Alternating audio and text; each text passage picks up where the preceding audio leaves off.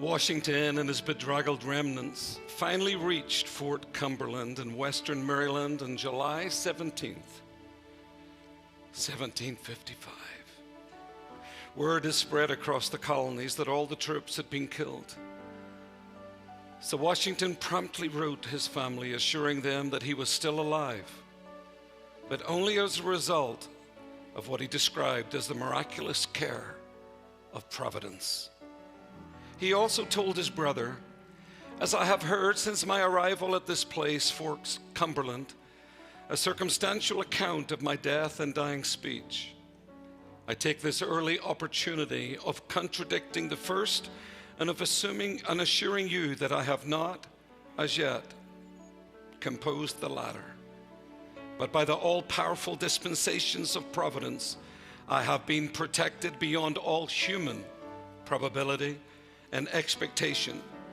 For I had 4 bullets through my coat, and 2 horses shot under me, yet escaped unhurt, although death was leveling my companions on every side."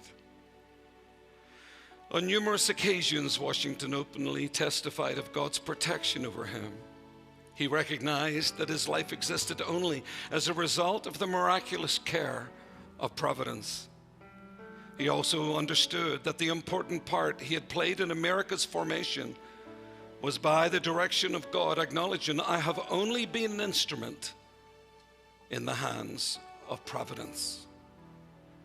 Additional confirmation of just how miraculous Washington's preservation had been came years later in 1770.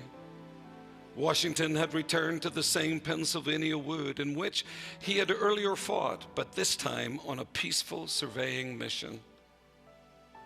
An ancient leather-faced Indian chief heard that Washington was back in the area and traveled to meet him, explaining, "I have traveled a long and weary path that I might see the young warrior of the great battle." Over a council fire, the chief declared that he had been a leader with the French 15 years earlier, and then recounted the famous battle from his perspective. He explained that he had ordered his braves to single out the officers and shoot them down, and that Washington had been specifically targeted. The chief proudly announced that his own rifle had never been known to miss, but after personally firing at Washington 17 times without effect, he concluded that Washington was under the care of the Great Spirit. He therefore instructed his braves to stop firing at him. 24 years later, in the 1779 Battle of Brandywine, a similar divine intervention occurred. Throughout the battle, British Major Patrick Ferguson, a renowned rifle shot and head of the British sharpshooters, quietly moved his men around the forest. He later recounted just before he ordered his men to fire. At the unsuspecting Washington, he experienced a surprising impulse.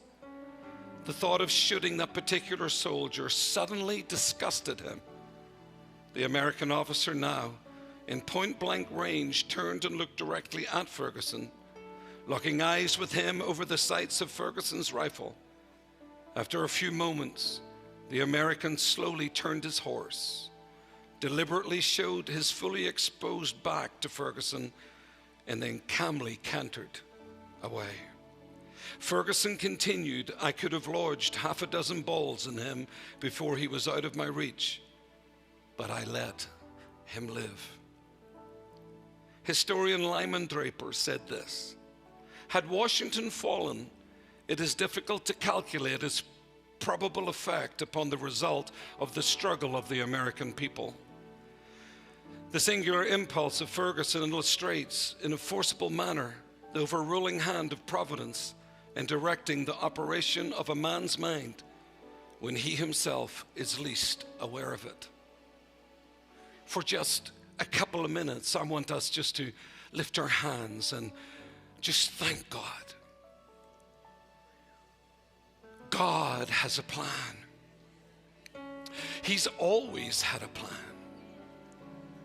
And for him to start this great country with such obvious manifestation of his hand upon a future territory, a future land, a future nation, a future people, then why would we ever doubt that if God had his hand at the beginning, why would he ever not have his hand on us at its end?